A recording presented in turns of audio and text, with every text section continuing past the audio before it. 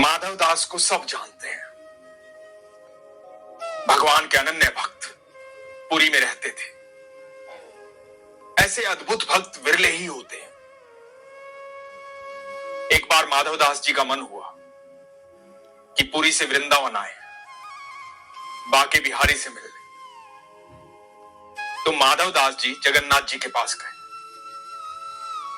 जगन्नाथ जी से बेहद प्रेम करते, तो जगन्नाथ जी को जाकर के बोले, जगन्नाथ जी आज्ञा लेने आया हूं,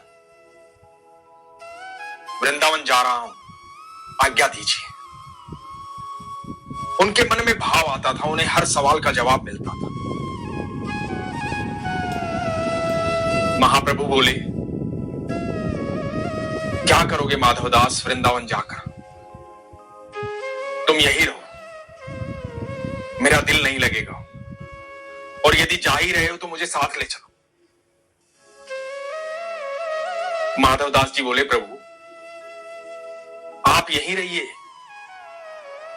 देश विदेश से लोग आते हैं आपसे मिलने। यदि आप मेरे साथ यहां से चल दिए तो वो लोग किसका दर्शन करेंगे, किससे मुलाकात करेंगे, किससे अपनी बातें कहेंगे? आप यहां रहिए, मैं जल्दी से वापस आऊंगा। प्रभु ने कहा कि नहीं माधवदास, तुम्हारे बिना मन नहीं लगेगा, मुझे साथ लेकर चलो। माधवदास बोले, प्रभु आप तो जानते हैं इतनी दूर मैं जाऊंगा, आपकी सारी व्यवस्थाएं नहीं कर पाऊंगा। आपको कई बार तो भोग लगाना होता है, 56 भोग लगाया जाता है, मेरे पास इतनी व्यवस्था कहां? और यहां आप आराम से रहिए, आनंद में रहिए, जल्दी ही आऊंगा, फिर बात करेंगे। अब मैं चलता हूं, आज्ञा दीजिए। माधवदास जी महाप्रभु जगन्नाथ जी को यह बात कह करके पुरी से चल दिए वृंदावन के लिए। अब वृंदावन की तरफ जा रहे हैं, प्रभु का नाम जाप करते हुए, आनंद की अनुभूति है, प्रभु में रमे रहते हैं। माधवदास जी का प्रभु के अलावा कोई नहीं है, ईश्वर के अलावा कोई नहीं है। जो कुछ है श्री कृष्ण है, जो कुछ है जगन्नाथ जी है। उन्हीं के साथ अपना ताना बाना करते हुए, उन्हीं से बातचीत करते हुए, उन्हीं के साथ हंसते हुए चलते जा रहे हैं वृंदावन की तरफ। रास्ते में भूख लगती है, एक दरवाजा खटखटाते। उन दिनों पैदल चला जाता था, कोई साधन तो होता नहीं था जैसे आजकल होता है। तो पैदल पुरी से वृंदावन आ रहे थे माधवदास जी। करीबन 1.5 महीने का सफर था। पैदल पैदल आ रहे थे, रास्ते में भूख लगी, एक दरवाजा खटखटाया। वो बड़ा अच्छा वक्त था, कोई कहीं भी किसी के यहां भी जा सकता था। आज जैसा वातावरण नहीं था। तो माधवदास जी ने एक दरवाजा खटखटाया। एक वृद्ध महिला आई, बोली, हां बाबा बोलिए। माधवदास जी ने कहा कि भूख लगी है बड़ी जोरों से, भोजन करना है। तो वृद्ध महिला ने कहा कि आप बैठिए, मैं भोजन लेकर आती। बड़ा सेवा भाव होता था लोगों में उस समय। माधवदास जी वहां आंगन में बैठ गए। थोड़ी देर बाद वो महिला भोजन लेकर के आई, भोजन परोसा। माधवदास जी भोजन करने लगे। भोजन करते जा रहे हैं, भूख शांत नहीं हो रही है। वो महिला भोजन परोस रही है और परोसते परोसते माधवदास जी से बोली, बाबा आपका व्यवहार अच्छा नहीं है, आप अच्छे व्यक्ति नहीं हैं। माधवदास जी चौंक गए कि ऐसा मैंने क्या किया? माधवदास जी ने पूछा कि क्या हुआ, क्या गलती हुई माई? उस महिला ने कहा कि आपके पास में ये बच्चा बैठा है,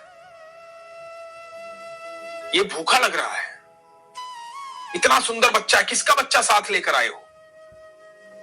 इसे भोजन क्यों नहीं दे रहे, खुद खाए जा रहे हो? माधवदास जी ने इधर उधर देखा, देखा कि कहां बच्चा बैठा हुआ है, किस बच्चे की बात कर रहे हो माई?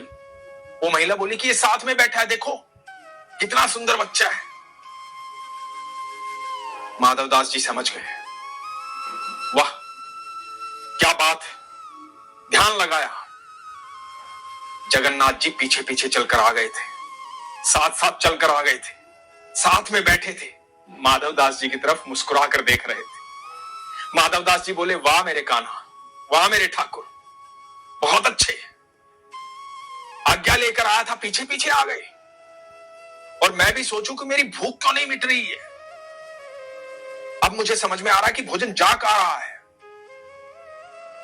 पर मैंने कहा था ना, आपको तो 56 भोग की आदत है। यहां तो इस प्रकार का भोजन है। प्रभु मुस्कुरा रहे हैं, प्रभु आनंद में है। आनंद आ रहा है आपको। प्रभु मुस्कुरा रहे हैं और माधवदास जी अपने प्रभु की लीला देख रहे हैं। बड़ा अद्भुत दृश्य है। वहां से भोजन किया, आज्ञा ली, अब प्रभु से बात करते हुए जा रहे हैं। रास्ते भर प्रभु को कह रहे हैं कि देखो, मेरे साथ बड़े दुखी हो जाओगे, परेशान हो जाओगे, लंबा रास्ता है, वहां लोग इंतजार कर रहे होंगे, तुम वहां जाओ। लेकिन प्रभु है कि जाने का नाम नहीं ले रहे। माधव के बिना मन नहीं लगेगा। अपने भक्त से बेहद प्रेम करते हैं, सब ईश्वर का नाम जाप करते हैं। विरले भक्त होते हैं जिनको ईश्वर याद करते हैं। वैसे ही भक्त है माधवदास। जो सफर करीबन 1.5 महीने का था, वो सफर अब लंबा हो गया, क्योंकि ठाकुर जी को तो भूख लगती है। 6 से 8 बार भोग लगता है, अब उतनी बार भोजन चाहिए ही चाहिए। अब वो भूख लग रही थी माधवदास को। तुरंत भूख लगती, तुरंत किसी के घर जाते, भोजन करते, आगे बढ़ते। माधवदास जी ठाकुर जी को बार बार कहते कि आपके चक्कर में मैं भी परेशान हो रहा हूं और वहां भक्त परेशान हो रहे हैं। लेकिन ठाकुर जी तो ठाकुर जी माधवदास जी के साथ आनंद में चल रहे हैं, नृत्य करते हुए, खुश होते हुए। यह अद्भुत सफर है भक्त और भगवान का। वृंदावन पहुंचते हैं। जब वृंदावन पहुंचते हैं तो माधवदास जी कहते हैं, अब जरा शांत रहिएगा, वृंदावन आना है। अब जरा शांत रहिएगा, वृंदावन आ गया है। लोग पागल समझेंगे मुझे। ठाकुर जी बोलते हैं,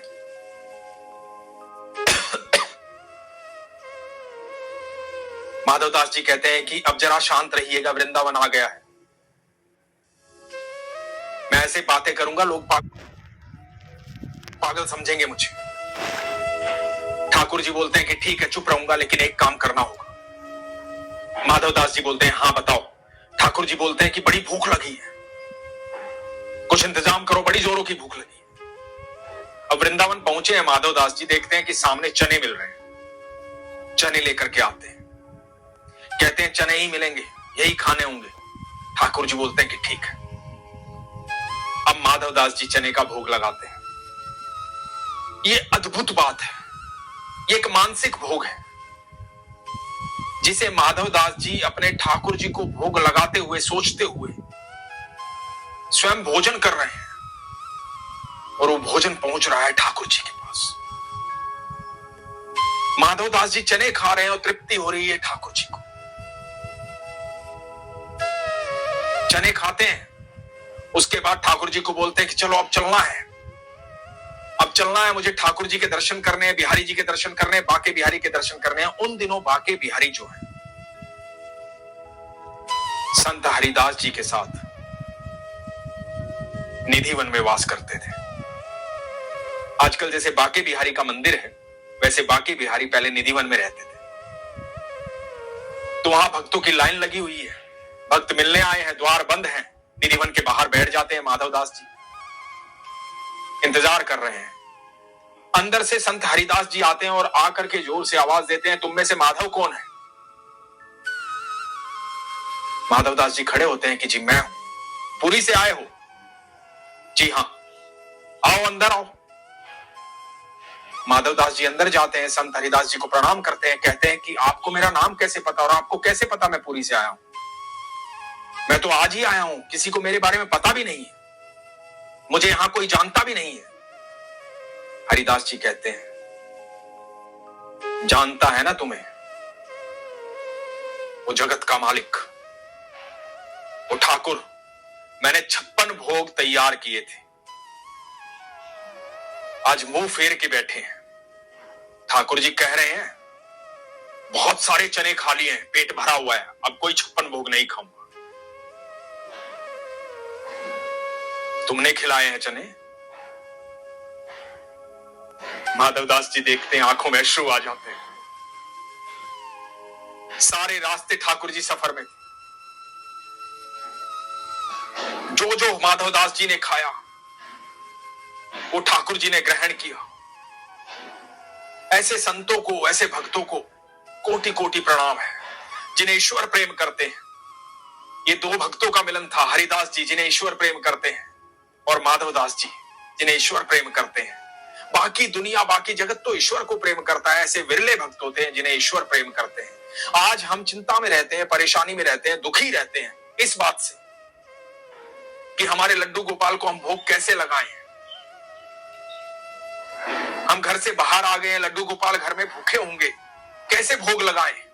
अपना प्रेम इतना प्रगाढ़ करो, अपना प्रेम इतना बढ़ा लो, विश्वास इतना बढ़ा लो कि लड्डू गोपाल आपके साथ चले हर समय। और जब आप मानसिक भोग लगाओ तो ठाकुर जी भोग लगाएं। यकीन मानना, यदि आपका विश्वास प्रगाढ़ रहा, आपका विश्वास सच्चा रहा, तो देखना एक दिन आपको यह अनुभूति होगी कि जो आपने मानसिक भोग लगाया था वही भोग ठाकुर जी ने लगाया है। ठाकुर जी आपके मन में बैठे होते हैं, आपके साथ रहते हैं जब आपका प्रेम, विश्वास अत्यंत सच्चा होता है। इसलिए विश्वास से बढ़कर कोई चीज नहीं है, प्रेम से बढ़कर कोई चीज नहीं है। यदि आप भी चाहते हैं कि आप ईश्वर की अनुभूति करें, आप भी चाहते हैं कि आपको वो एहसास हो कि आपके लड्डू गोपाल सिर्फ एक मूर्त नहीं है, साक्षात है, तो अपना विश्वास बढ़ाइए। शंका मत कीजिए, प्रश्न मत कीजिए, जो मन में भाव आए बस वही कीजिए। आपके मन का भाव ईश्वर का भाव है। जब आपके मन में शंका आनी शुरू हो जाती है, प्रश्न आ जाता है कि भगवान मेरी सुन नहीं रहे हैं, मन में शंका आ जाती है कि मैं इतनी पूजा पाठ करता हूं, तो आप ये बात कह करके ये जता रहे हैं कि आप पूजा पाठ करके कोई एहसान कर रहे हैं। ये एहसान नहीं है, ये प्रेम है। जैसा प्रेम मीरा ने किया ठाकुर जी से, जैसा प्रेम माधवदास जी ने किया ठाकुर जी से, जैसा प्रेम हरिदास जी ने किया ठाकुर जी से, जैसा प्रेम रसखान जी ने किया, जैसा प्रेम काले खान जी ने किया, यह अद्भुत प्रेम है। एक बार इसमें डूब गए ना, एक बार ये प्रेम हो गया, जीवन का हर पल चमत्कारिक हो जाएगा। दुख दिखाई नहीं देगा, परेशानी दिखाई नहीं देगी। आपके नाम जाप करने से, आपके विश्वास करने से आपके चारों तरफ एक सुरक्षा घेरा तैयार होगा। एक ऐसा सुरक्षा घेरा जो आपको कभी व्यथित नहीं होने देगा, विचलित नहीं होने देगा, घबराने नहीं देगा, डरने नहीं देगा। आपके चेहरे पर मुस्कुराहट रहेगी, सुकून रहेगा, आपको किसी बात का भय नहीं होगा, मन में कोई प्रश्न नहीं होगा। इसीलिए हमेशा कहता हूं, अपने विश्वास को मजबूत कीजिए, अपना ख्याल रखिए। हरे कृष्ण।